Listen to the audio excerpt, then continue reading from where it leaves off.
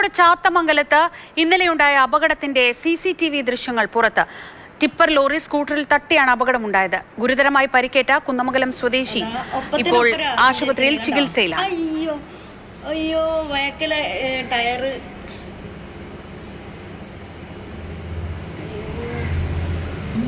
അതാ രണ്ടാമത്തേനാണ്.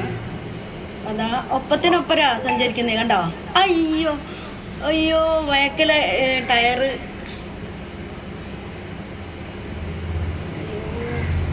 ഇവിടുന്ന് അത്ര നായ്ക്കുട്ടികളെ ഞാൻ. KV രാഹുൽ വിവരങ്ങളുമായി. രാഹുൽ, ആ മുന്നിൽ പോയ ലോറിക്ക് പിന്നാലെ അശ്രദ്ധമായി തന്നെയാണ് ആ ലോറി കടന്നു വരുന്നതെന്ന് നമുക്ക് കാണാം. എന്തൊക്കെയാണ് വിശദാംശങ്ങൾ?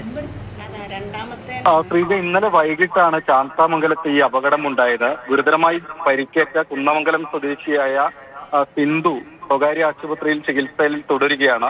ഗുരുതരമായി തന്നെ അവർക്ക് പരിക്കുണ്ട്. ആദ്യമേ മെഡിക്കൽ കോളേജ് ആശുപത്രിയിലാണ് ഇവരെ പ്രവേശിപ്പിച്ചത്. പിന്നീട് നഗരത്തിലെ സ്വകാര്യ ആശുപത്രിയിലേക്ക് മാറ്റുകയായിരുന്നു.